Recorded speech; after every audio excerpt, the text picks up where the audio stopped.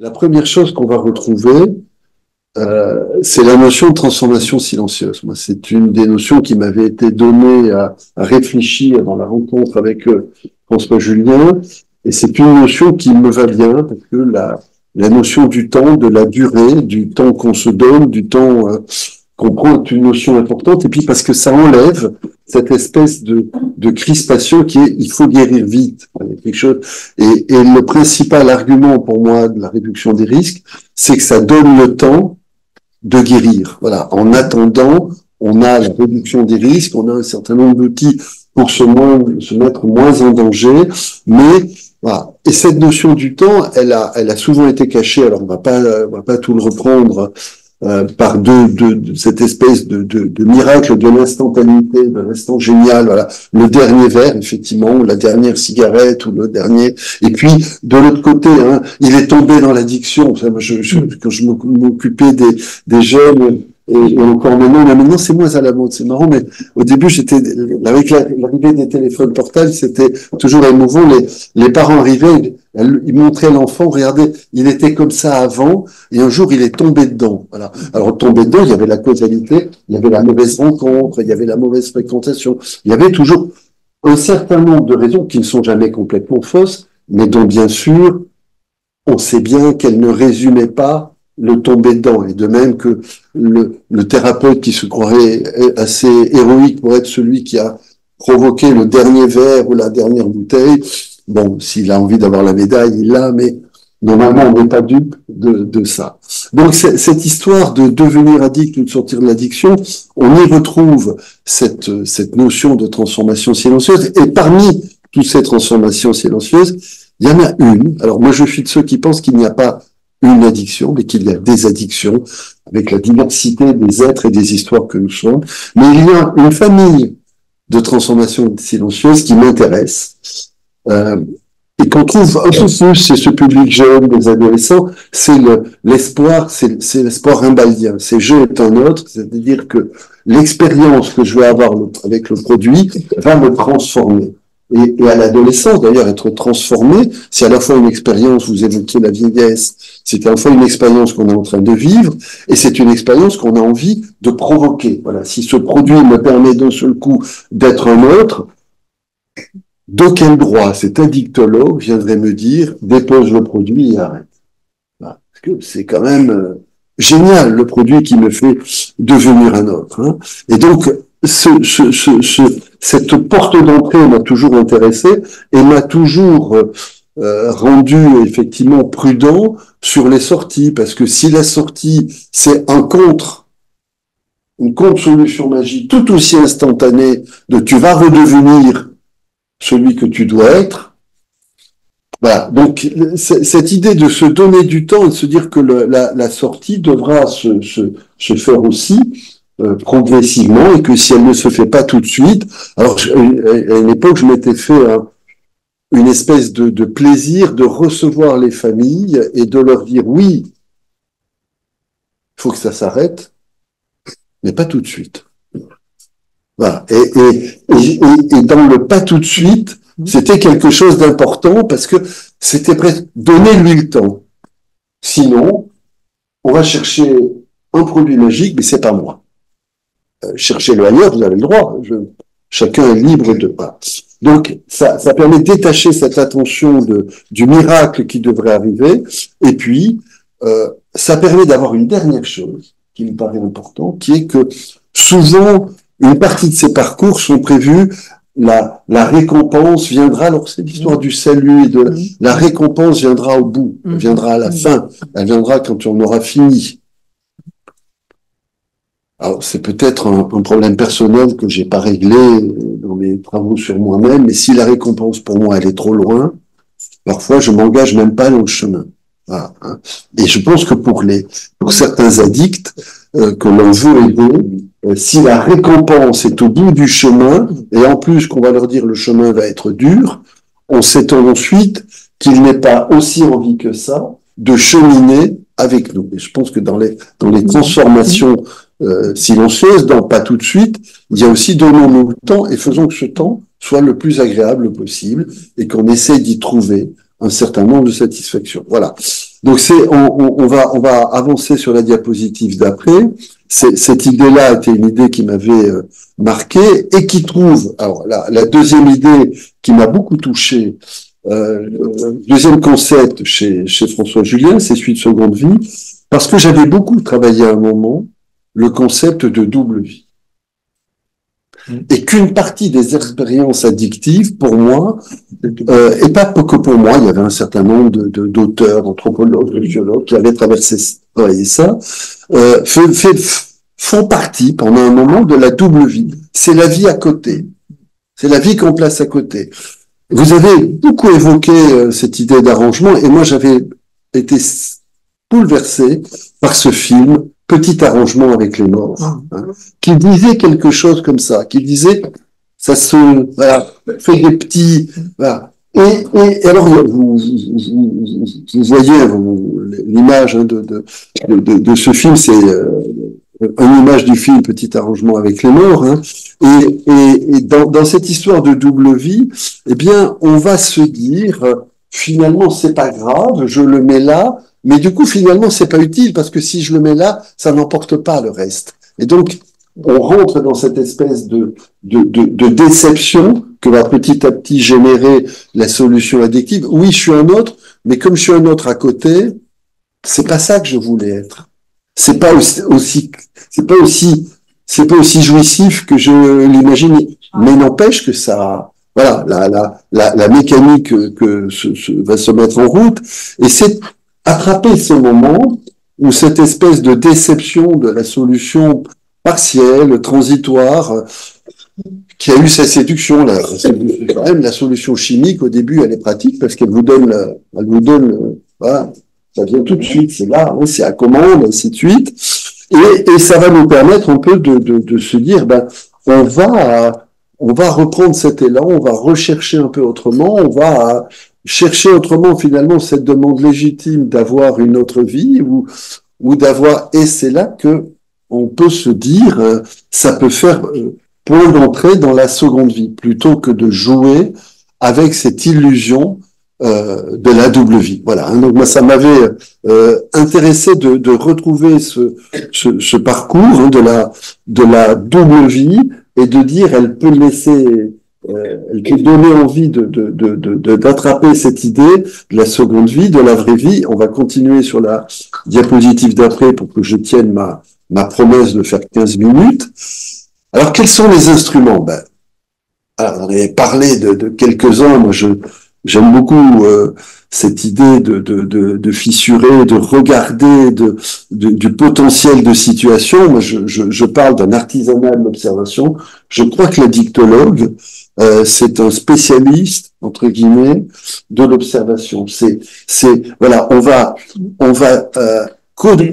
co-visiter ensemble la situation où tu es et on va regarder, on va écouter, chacun avec notre sens privilégié, hein, on va chercher. Alors c'est la posture de biais qui va nous le permettre, hein, mais quel endroit? À quel endroit on va pouvoir accentuer la fissuration? À quel endroit on va pouvoir accentuer le déséquilibre? À quel endroit on va pouvoir faire passer quelque chose qui voulait passer, mais qui ne passait pas encore. En l'occurrence, le quelque chose, c'est une émotion, c'est un sentiment, c'est quelque chose de cet ordre-là. Voilà, j'ai toujours un moment dans les séances où j'essaye de m'appuyer même de façon très triviale sur le ici et maintenant de la séance. Le jour est en train de tomber, le rayon de soleil est en train de passer, j'ai plusieurs chaises, je me déplace, je m'assois à côté. Voilà. Récemment, comme ça, un patient, j'avais un peu bougé, et c'est un jeune homme, il est pris dans tous les diagnostics de TDA. Aujourd'hui, maintenant, il y a des TDA partout en addictologie. Et il me regarde par rapport à des choses dont on avait parlé, et il me dit, mais vous avez encore des emballements? Je le regarde, je dis, ben oui. Alors, seule différence, c'est que j'ai plus les moyens de les vivre au même niveau que toi. Voilà. Le corps ne suit plus, et donc j'ai encore des emballements, j'ai encore des colères. Et il se rebouge dans son siège, ça rassure. Voilà. comment on peut attraper le petit détail qui lui fera dire tout n'est pas perdu, tout n'est pas figé, tout n'est pas triste. Et cette artisanat de l'observation, il va en plus rejoindre des savoir-faire qu'on a dans nos métiers d'addictologue, travailler avec les ressources de la personne et pas ne pas faire tomber un plan qu'on a construit, mais construire une trajectoire avec lui, aller dans ces zones grises, ces entre-deux qui sont ni complètement l'un ni complètement l'autre. Voilà, on va avoir cette dimension-là. Si on continue sur une diapositive d'après, ça évoque un deuxième outil que j'aime beaucoup, c'est cette image qu'on connaît tous autour du motivationnel, du travail sur le craving, laisser passer la vague, surfer sur la vague, hein, laisser faire avec, hein, et ne pas chercher à imposer une construction rationnelle. Et on va trouver l'exemple que vous avez évoqué, que je souhaitais reprendre là, cette espèce de méfiance viscérale qu'il y aurait face aux patients, face à ce qui anime, où on voudrait parfois construire un sujet parfaitement rationnel, neutre, c'est comme ça qu'il sortirait de l'addiction. Pour moi, ça ne marche pas. Lui apprendre, ou l'aider, ou apprendre avec lui à faire avec ses passions, ses déséquilibres, ses trajectoires, apprendre à y retrouver un certain nombre de plaisirs, c'est ça l'objectif. Voilà. Et plus vous êtes, enfin, je pense que vous avez vécu avec notamment ces jeunes pour qui jeu est un autre est important. Si le programme c'est de devenir terne, gris, rangé, boulonné aux quatre épingles, ainsi de suite, ils vont vous regarder en disant, mais c'est même, d'abord j'en ai pas envie, et ensuite c'est pas à ma portée. Voilà. Donc, accepter qu'il y ait toujours du fauve, accepter qu'il y ait du sauvage, accepter qu'il y ait du risque, accepter qu'il y ait du déséquilibre, mais pas n'importe quoi, pas n'importe comment, et pas sur ces fausses solutions que sont celles des doubles vides, des expériences addictives. Alors, pour aller au bout de l'exemple que j'avais partagé hier, c'est effectivement un monsieur qui a un problème avec la bouteille, l'expression va bien, il a la chance d'être cadre, donc il fait du télétravail, donc c'est redoutable, parce que l'armoire à bouteilles est juste à côté, voilà, et puis en plus, comme il est le patron dans son télétravail, voilà, quand il veut couper l'écran pour dire j'ai autre chose à faire, il peut couper l'écran, voilà, donc il dit c'est une catastrophe, et on fait des trucs tout bêtes, vous savez, tu vas faire une pause, voilà, vous allez chercher une activité, oh mais je pourrais aller marcher, oui, vous allez marcher, bon, il fait une marche une fois, il fait une... Et bien quelques séances après, on avait rajouté des respirations pour bien sortir. Elle me dit, oui, je suis allé marcher, je suis passé devant un magasin de musique, et je me dis, j'ai une guitare, j'aime bien la musique, je vais aller m'acheter des cordes. Ça fait longtemps que je me suis pas... Je vais acheter des cordes. Et alors, quand vous achetez des cordes, vous êtes obligé de parler au marchand de cordes. Donc, il a parlé au marchand de cordes. Je lui ai dit, qu'est-ce que vous jouez là? Alors ça l'a rebranché encore un peu plus, et il est revenu avec un truc qui me disait, j'avais un truc qui était tout bête en moi, dit, ça fait 3 mois que je dois acheter des cordes, j'ai réussi à les acheter, je ne procrastine plus. C'était l'autodiagnostic positif, et plutôt que d'aller chercher à la bouteille, il a toujours dit la même chose qu'il disait à ses collaborateurs, j'ai quelque chose d'autre à faire, il a encore coupé l'écran, mais il a mis effectivement la corde, et il s'est symboliquement fait 2-3 accords de guitare. Et il s'est dit, il s'est rien dit. Il a entendu le plaisir de la musique qu'il n'avait pas ressenti et entendu physiquement. Il l'avait intellectuellement, ça ne lui marchait pas. Ça ne lui parlait pas. Il l'a entendu. Voilà. Et donc on va terminer sur une dernière diapositive. Oui, ça m'évoque un certain nombre de choses que nous faisons.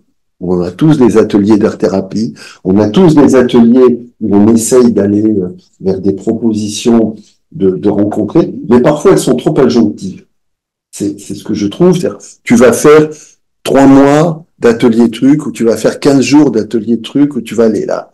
Ce qui est intéressant quand on est dans la transformation silencieuse, ce qui est intéressant quand on est sur cette pente, laisser couler la rivière, laisser passer le mouvement, c'est que on va aider et on va faire en sorte que ces accrochages-là se fassent au naturel, se fassent au rythme de la personne, se fassent pas sur une injonction qui nous est donnée, mais se fassent sur le mode de la rencontre et sur le mode de voilà la surprise et l'effet de surprise.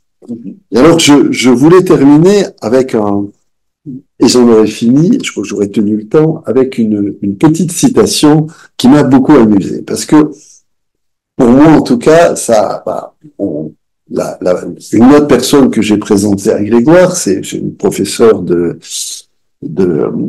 psychologie, spécialiste des TCC, qui est par ailleurs quelqu'un que j'aime beaucoup, c'est Lucia Romo, je ne sais pas si vous la connaissez, qui vient de publier la deuxième édition, revue et corrigée, annotée, complétée, le manuel des thérapies en addictologie par les TCC, et elle commence par sa définition de l'addiction, qui est celle-ci.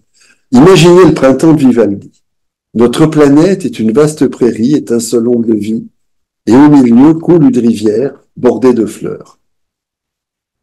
L'homme est une fleur dont le pistil est devenu l'addiction. Celle-ci n'est pas problématique, l'addiction, tant que l'ensemble des pétales représentant ce qui est important et nos valeurs est maintenu.